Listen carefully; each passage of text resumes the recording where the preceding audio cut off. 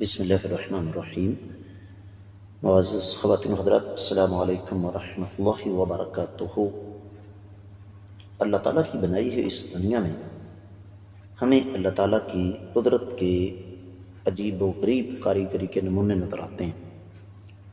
مثال کے طور پر بہت سارے لوگ ہیں جن کی بظاہر آنکھیں سلامت ہیں لیکن حقیقت میں وہ اندھے ہیں، اور یہی ہمارے آج کے قرآن مجید کے سبق کا موضوع ہے کہ حقیقی اندھا کون ہے۔ معمول کے مطابق سب سے پہلے آیت مبارکہ کی تلاوت کرتے ہیں۔ اللہ رب العزت ارشاد فرماتے ہیں، أَفَلَمْ يَسِيرُوا فِي الْأَرْضِ فَتَكُونَ لَهُمْ قُلُوبٌ يَعْقِلُونَ بِهَا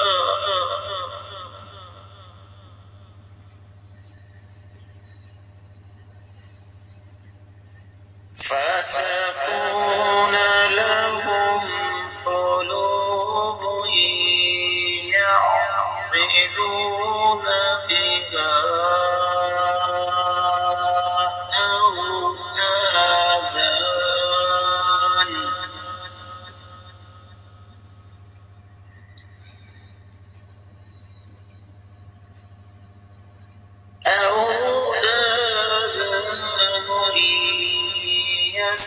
يَسْمَعُونَ بِهَا فَإِنَّهَا لَا تَعْمَى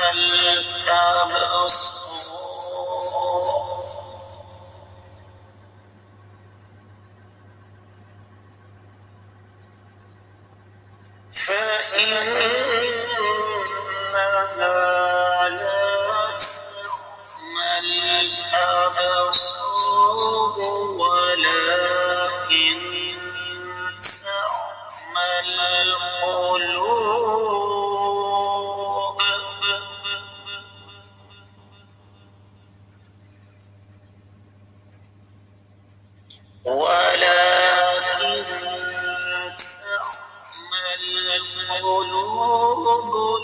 التي في الصدور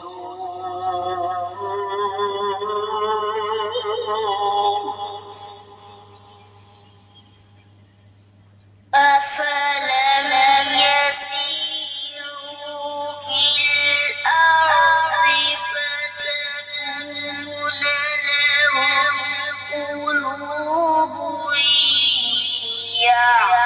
يعقلون بها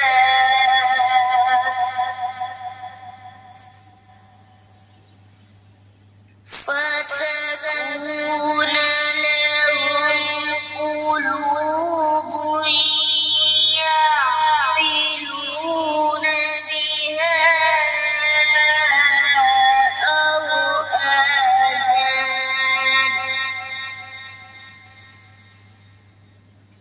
أو آذان يسمعون بها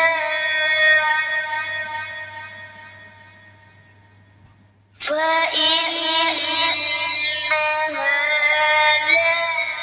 تعمى الأبصار ولكن تعمى القلوب التي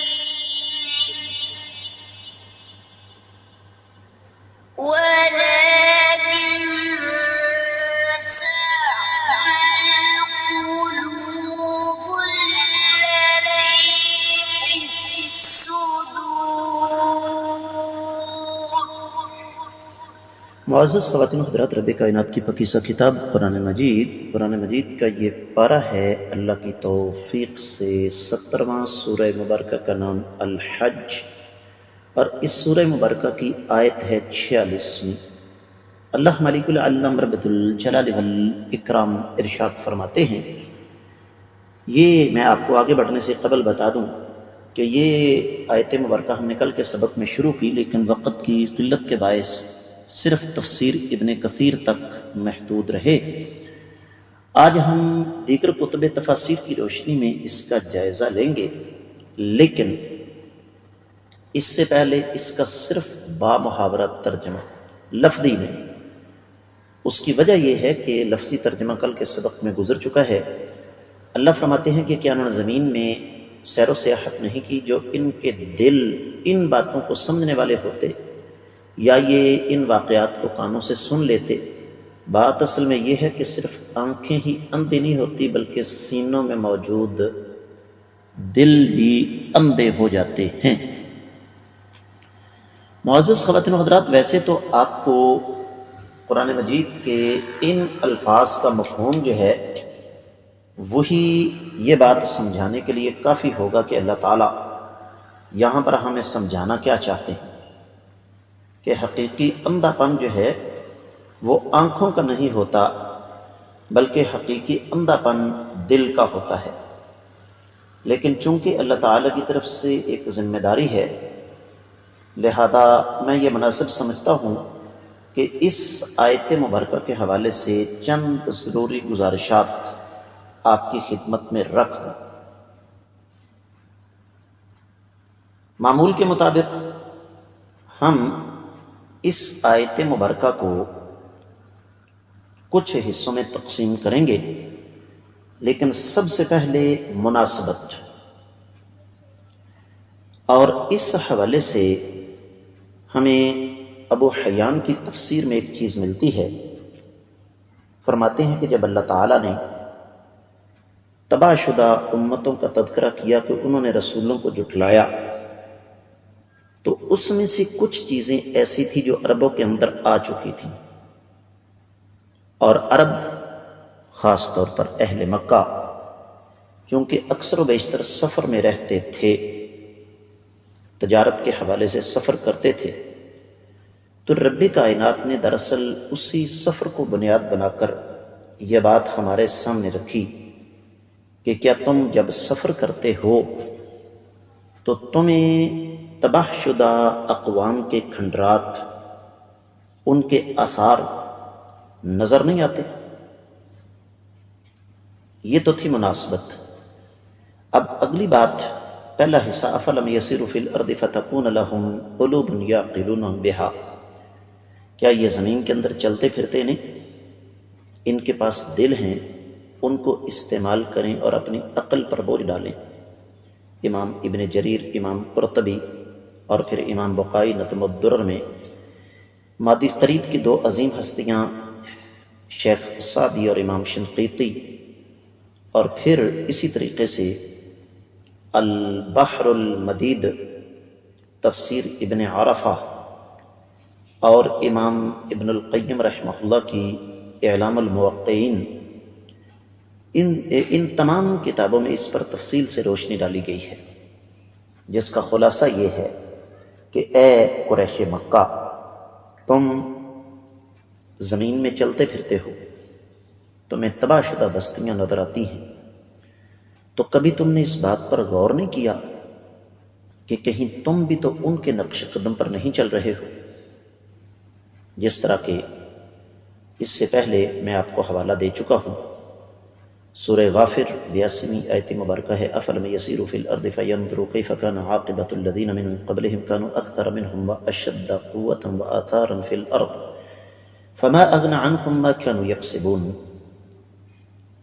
اور دوسرے مقام پر سورہ محمد کی 10ویں آیت مبارکہ، پہلے اس کا حوالہ گزر چکا ہے کہ کیا یہ زمین میں چلتے پھرتے نہیں اور یہ دیکھتے نہیں ہیں کہ ان لوگوں کا انجام کار کیا ہوا جو ان سے پہلے تھے، زیادہ طاقتور تھے، زمین میں ان کے محلات زیادہ تھے، لیکن جو انہوں نے کیا وہ ان کے کسی کام نہیں آ سکا. پھر قرآن کہتا ہے او اذان یسمعون بہا، ان کو اللہ تعالیٰ نے کان عطا فرمایا، کیا یہ سنتے نہیں ہیں؟ مانا اس کا اہل علم نے بیان فرمایا، خاص طور پر امام ابن جریر اور شیخ سعدی اور شیخ شنقیطی نے، کہ صرف یہ نہیں ہے کہ یہ زمین میں چل پھر کر چیزوں کو دیکھتے ہیں، بلکہ یہ بزرگوں سے داستانیں سنتے بھی آ رہے ہیں جو نسل در نسل منتقل ہوتی آ رہی ہیں.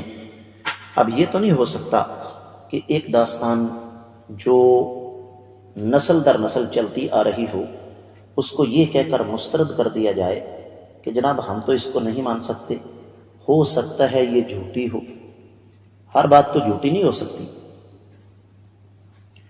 اور اگلی بات اللہ تعالیٰ نے یہ بیان فرمائی ہے کہ اس کے باوجود اگر ان کو سمجھ نہیں آتی تو پھر یہ ہے اصل چیز جو اللہ تعالیٰ یہاں سمجھانا چاہتے ہیں کہ فَإِنَّهَا لَا تَعْمَى الْأَبْصَارُ وَلَكِنْ تَعْمَى الْقُلُوبُ الَّتِي فِي الصُّدُورِ، آنکھیں ان کی اندھی نہیں ہیں بلکہ ان کے سینوں میں موجود دل اندھے ہیں۔ اور اس کو پھر اس انداز سے بیان کیا مفسرین کرام نے، خاص طور پر امام ابن جریر اور امام قرطبی نے۔ وہ فرماتے ہیں کہ کافروں کی آنکھیں اندھی نہیں ہیں، آنکھیں دیکھ رہی ہیں لیکن دلوں پر پردے پڑے ہوئے ہیں۔